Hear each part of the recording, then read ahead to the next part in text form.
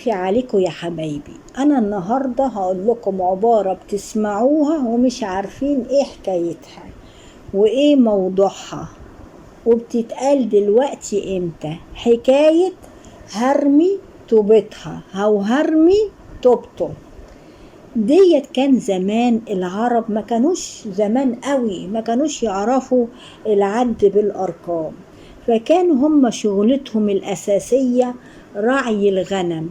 فكانوا لكل غنمة يبقى لها طوبة، على اساس ان هم يسيبوهم بقى في الصحراء، يسيبوهم بين الجبال يرعوا، وبعد كده اخر النهار الغنم كله يرجع.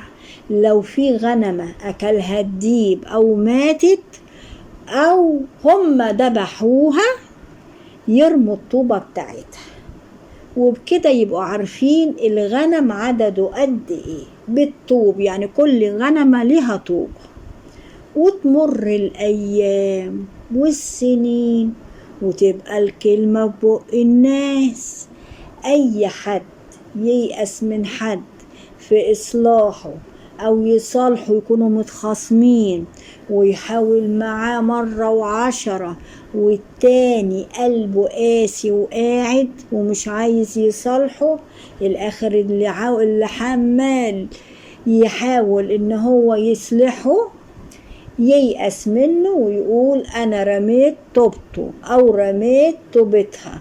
او اي حد من العيال ولادنا يسافر وينسى اهله وما يسألش عليهم ونبعت له مراسيل لا يرد، ولا اكن اهله منه اللي هم اللي خلفوه، والاخر الاهل تيأس وتقول انا رميت طوبته.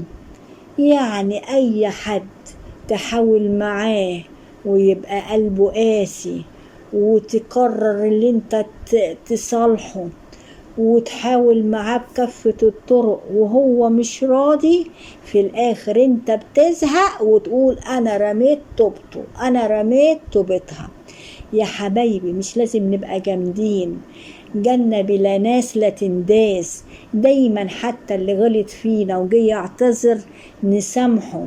يا ولاد خلي عندنا روح التسامح، عشان انت ما تغلط هتلاقي اللي يسامحك، لكن انت ما تبقى جامد وقلبك قاسي اما تغلط برضه هيوعدك باللي قلبه يبقى اقسى منك وما يصالحكش.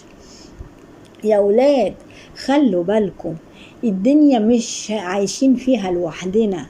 انت بتغلط وانا سامحك وهو بيغلط وتسامحه. الدنيا كده، خلي التسامح، والقلب الكبير هو اللي بيقدر على التسامح. مش نخلي الناس لما تزهق مننا وتمل تقول رميت طوبته ورميت طوبتها. ما توصلوش الناس لكده يا حبايبي، والاخر تحاولوا تصالحوهم يكون قلبهم قفل منكم. وانا عجبكم الفيديو بتاعنا ما تنسوناش في اللايك والشير وتمسوا بالخير يا حبايبي.